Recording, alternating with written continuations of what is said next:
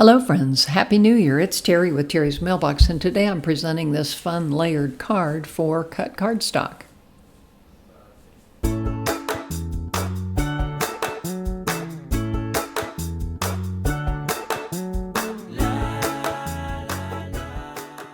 So here's kind of a close-up of one of the mushroom cards. I love all the different layers of ferns and mushrooms and that sky and grass in the background.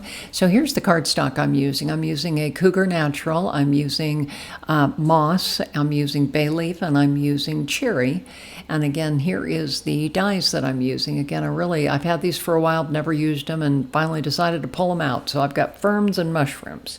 So the first thing I did, I wanted to create the background. So this is one of my brayered techniques. I've got at least one video on my channel kind of showing how to do this. So you take oxide, distress inks, and a brayer, and you just kind of roll them on in different sections. So again, this is a half of an 8.5 by 11 sheet of cardstock. Again, I wanted to make 4 of these cards. So now I've moved over to the blue, and again, I'm doing this kind of to mimic grass and the sky. So again, I'm kind of using different colors of blue oxide inks and just kind of adding them in different areas. And it adds a lot of texture, and yet it's a great subtle background. So I'm really happy with the way these turned out. So again, here are my 2. And then I'm going to go ahead and use a whole bunch of die cuts to add the images. So again, there's the die cut again. So this is Cougar Natural cardstock. Again, it's kind of a creamy color, and I use that to cut out all of the mushroom bases. And so you'll see here I'm kind of gathering them all up and putting them in this little container. Next thing I did was cut the ferns out of the moss and the bay leaf cardstock. The bay leaf's no longer available, but there are other good cardstocks. So here's all my pieces that I've got cut out here, and I'm just assembling them in the little bins. Lighting's a little bit off, I'm sorry. So again, this is my Altenew 9 by 12 sticky mat, and I use this a lot when I'm playing with die cuts, when I want to add a little bit of color to them. So again, I stuck all the mushroom bases on here, and I'm using Vintage Photo Distress ink and an applicator, a flat applicator, to add kind of the dimension, and it just really, oh gosh, it makes like real mushrooms and just really adds the dimension when you've got, like here I'm coloring the underside of the mushroom cap. So just really adds, a lot of interest and a lot of color to the mushrooms. So having fun finishing them up. And so there you'll see up close kind of how cool that is. So the next thing I did was I grabbed fired brick and an ink applicator, and I'm just kind of adding that to the exterior, the perimeter of the mushroom caps. And again, it just gives them a little depth. Same thing goes for the ferns, and again, you can't see it so well here, but it does show up real well in the, on the final cards. But again, I'm just kind of coloring the exterior of the leaves, kind of the tips of the leaves here, using Rustic Wilderness, which again is a color that went really well with both of these greens. So again, I love the assortment or the variety of cardstock available through Cut Cardstock. They've always got great colors, and again, I'm always able to find what it is I'm looking for when I'm working on a specific project. So here's those red guys again. So what I ended up doing here, I wanted to have the white dots on the cap. So I just pulled out some acrylic paint and just a tiny paintbrush, and as you can see, I'm just kind of dotting the dots there. I think it adds a lot of interest to the mushrooms. So again, just kind of dotting away here.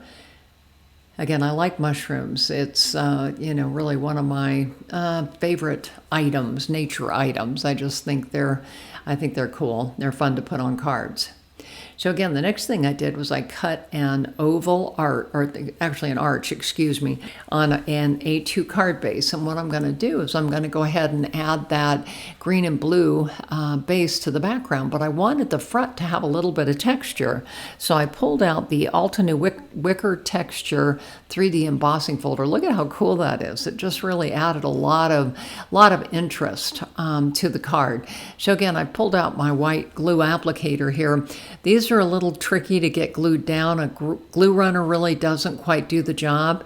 So what I'm doing is I'm just adding white glue with my applicator. And you'll notice I'm mostly focusing on the edges and then the all around the perimeter, but I did not hit that bottom layer or bottom line there because I want to be able to tuck the ferns and the mushrooms underneath the base of the card. So again, I'm just kind of selecting out one or two, three ferns to put on the background, and you can see here I'm putting them underneath the bottom, and then I'm also attaching them over the top, so they kind of hang out and they're over the top here.